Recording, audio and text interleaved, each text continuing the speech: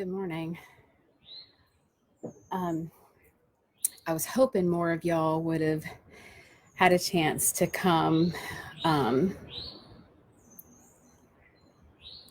to my class this morning so I could have shared this with you in my class, but you didn't come.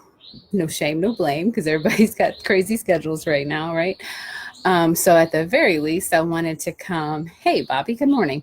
At the very least, I wanted to come and share with you the devotional that I offered them this morning.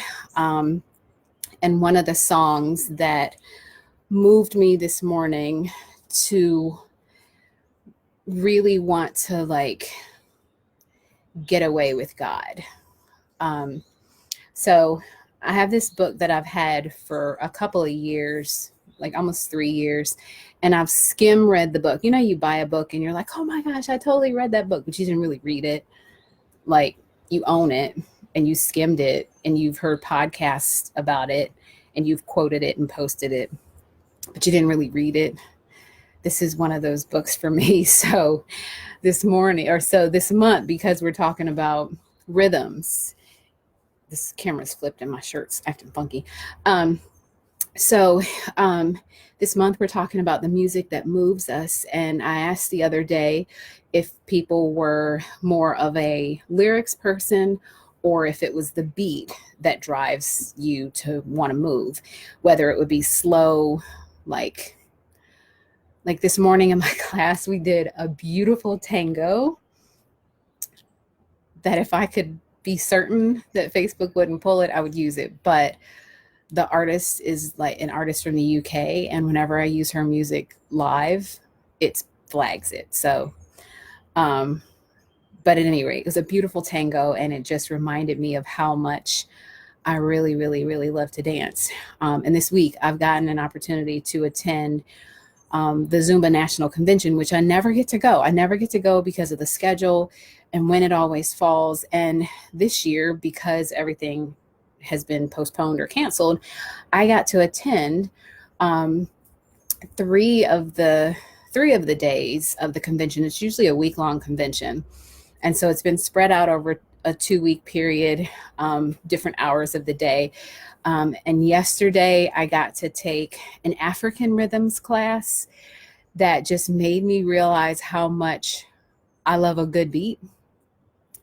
And I love to watch people who are full of joy when they move. And the instructor said, when we move, we don't get to be small and kind with our movements. We get to express why we chose the dance in the first place.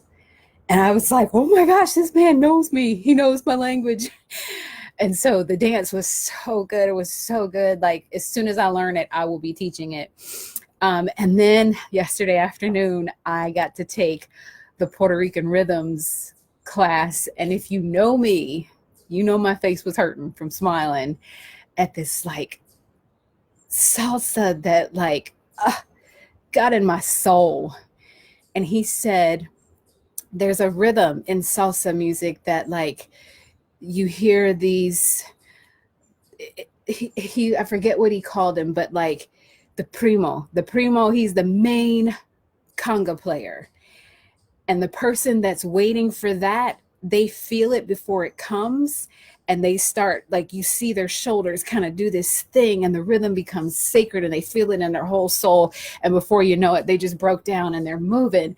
And that's how I feel when I'm dancing, regardless of what kind of music it is. When it gets deep down in my soul, it becomes this holy place where me and God had this conversation, and we're talking, and he's speaking to me, and I'm speaking to him, and I just get to let loose.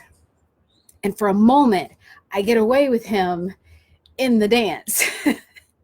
Because I think that we have come to this place where we think that a sacred space with God is like this. And this is a beautiful space, don't get me wrong, but let me tell you what God did this morning. He's been telling me that this house that he gave us, that he would fill it with his people and that he would fill it with his word and with worship and love and joy and kindness. And like, since this quarantine, I've had this reality check that like, I've been able to come here and share God's word with you and share his hope and his kindness and his joy and the worship music and all the dancing. And this morning I had to move my class from the workout room in our basement because my husband had a big meeting downstairs. So he was like, I need you to not be down here playing music. So I had to figure out where I was going to move my class to this morning. And guess what? Right here, I moved that table and we had class right here. It was a dance class. And before I thought, well, no, I can only do a mat-based rev on the mat out here because this is like quiet and serene and it feels like I got away. But God was like, what if you get to get away with me while you're dancing? What if when the rhythm catches you, you fall into my trust and you dance with me? Like a father and a daughter, like the daughter's feet are on top of the father's feet and he's dancing and she's moving because he's moving. That's what happens. Excuse me. That's what happens when I'm dancing. I'm dancing with God, not in a weird, like, not in a weird way, but like I was going back through some old blog posts and I found a blog post where I said, Jesus came to Zumba. And he did. And he did. And I remember someone coming up to me after the class was over and she was like, whatever this is that you do, I need you to keep doing it. So I've been doing it. And this month I'm coming up on my 17th anniversary of being a fitness instructor. 17 years. That's what I'm sipping on, Danny. Living water and this, right? 17 years as a fitness instructor. And there's not a day that goes by that I get to pause and say, I can't believe I get to do this. There are days that I come to the day to teach and I'm like, I don't really want to teach today. I'm not feeling it. But if I move all the other things out of the way, if I shut down all the other noises, I really do feel like teaching. I love teaching. I love bringing a little bit of Jesus into every type of workout that I teach, whether it is a dance class, strength training, yoga Pilates class, a senior fitness class, spinning on the bike, whatever I get to teach, I get to bring Christ in there with me. And it's not that I will always get to preach the name of Jesus in a classroom, because I've taught in spaces where I couldn't, but it gets to show up in me and the way I offer it to other people. Christ in me, it becomes a bright light for anybody that might be walking in darkness. It could just be hope. It could be a smile. I love that. Guidance. God, you and I dance. Thank you, Nicole. I'm going to write that down. But I didn't even come here to say all that. I did not intend to say all that. I came to tell you about what I shared with my class this morning, of the sacred rhythms. And so the book is Sacred Rhythms by Ruth Haley Barton, and it is all about spiritual disciplines. And so I want to share this with you that I gave them today, because today's message was about solitude. So I'm rereading this book because, like I said, this is one of those books that I bought, I skimmed, I listened to all the podcasts. I think I even listened to part of it on an audiobook. And there's beauty in hearing things, but there's nothing more rewarding than working your brain a little bit in reading. Maybe even reading it out loud to yourself so you heard it. So today's spiritual discipline is solitude. And I'm going to read this to you. It says, the longing for solitude is the longing for God. It is the longing to experience union with God, unmediated by the ways we typically try to relate to God. By unmediated, I mean a direct experience of God with nothing in between. An encounter with God that is not mediated by words, by theological constructs, by religious activity, by my own or others' manipulations of my relationship with God. It is the practice that spiritual seekers down through the ages have used to experience intimacy with God rather than just talking about it. Solitude is a place. It is a place and time that is set apart for God and God alone, a time when we unplug and withdraw from the noise and in interpersonal interactions, from the busyness and the constant stimulation associated with life in the company of others.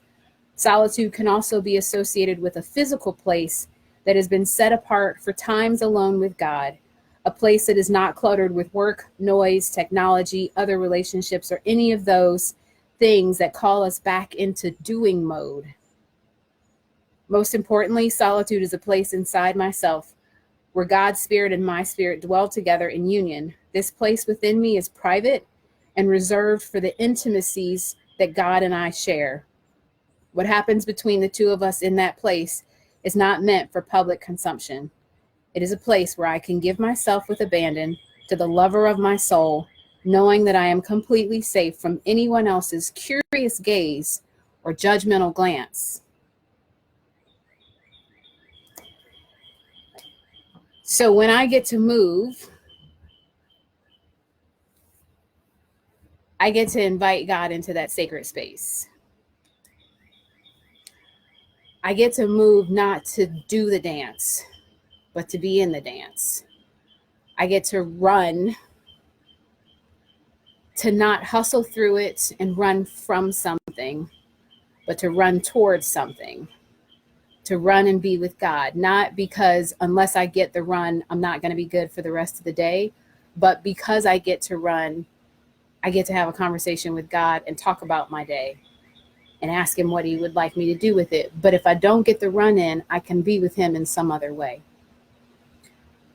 Today, I was supposed to get out and run, hashtag I run with Maud, but it just started raining. And so I got to dance and I get to move my body with that. And I get to be with God in that space of solitude, in the sacred space where I get to have these conversations with him that are not to post on Facebook, that are not to post on Instagram, that are not to be an Insta story, that are not a blog post or a podcast.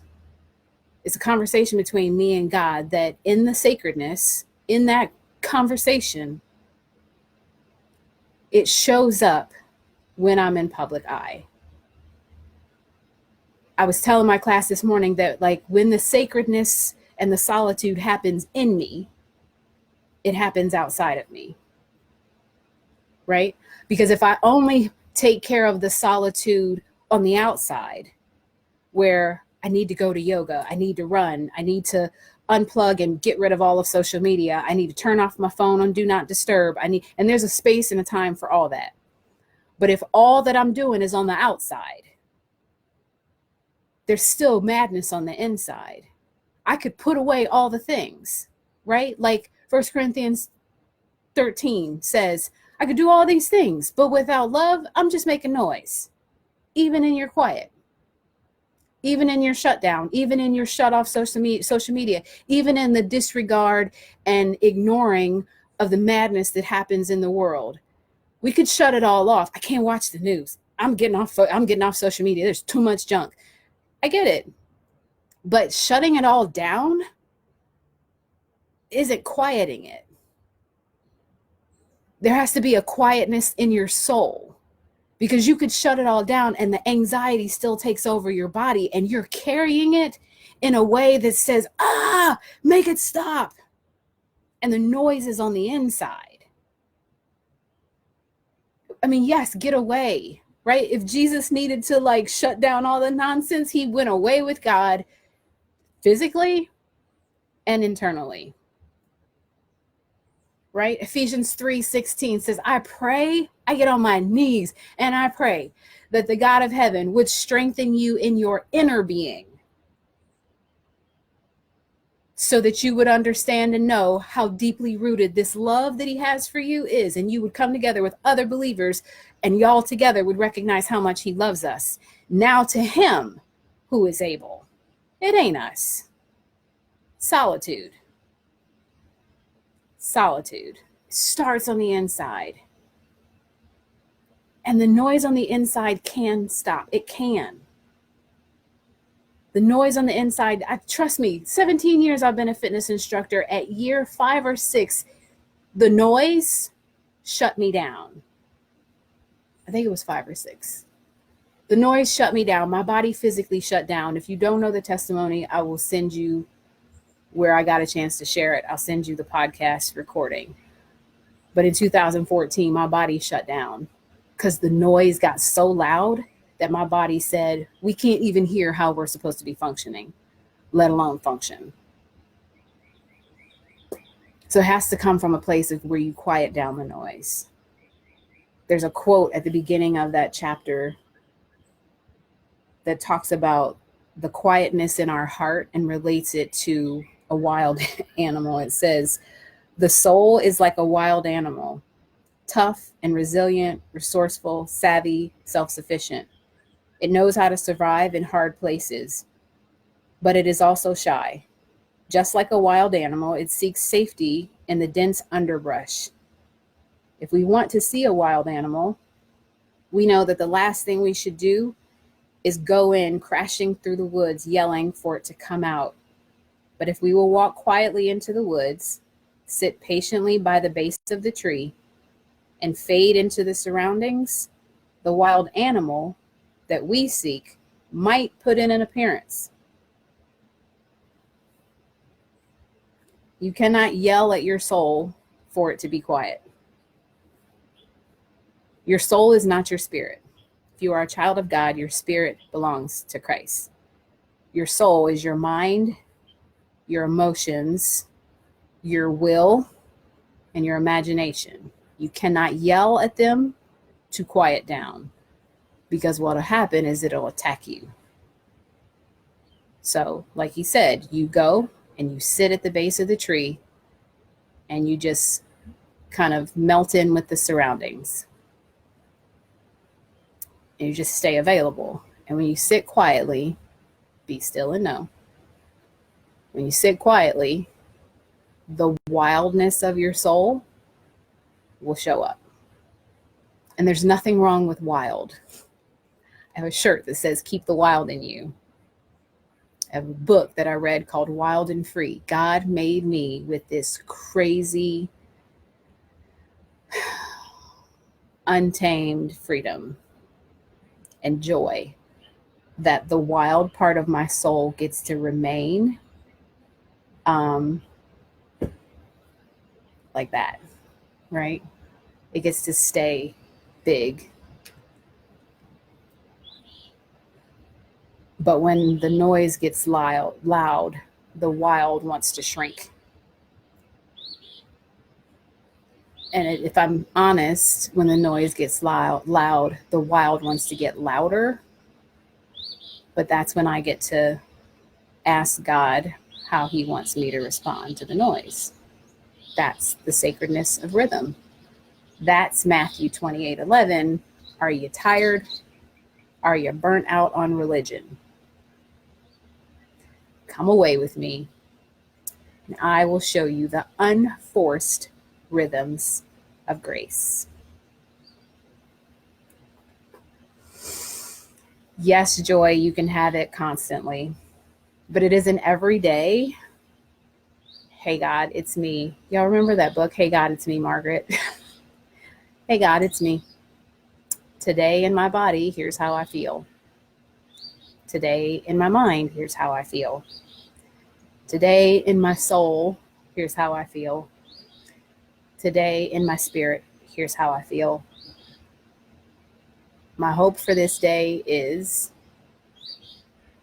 tell him what your hope is, and then wait and see how he responds to you. Because his response might be an invitation. His response might be silence. And if it's silence, that's still an answer. I have a thing on my wall that is Micah 6:8. And I love that verse because it says, God has already told you what to do. Right? God has told you what to do with this.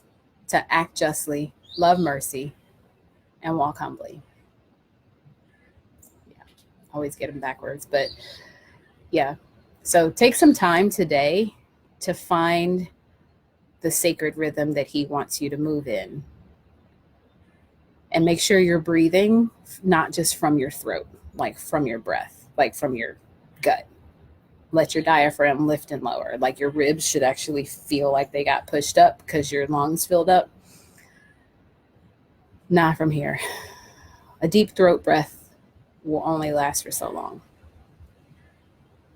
So, anyway, that's it. I got some stuff I got to get done for the day. I hope you enjoy this day. And I pray that you find some solitude. Y'all have a wonderful day.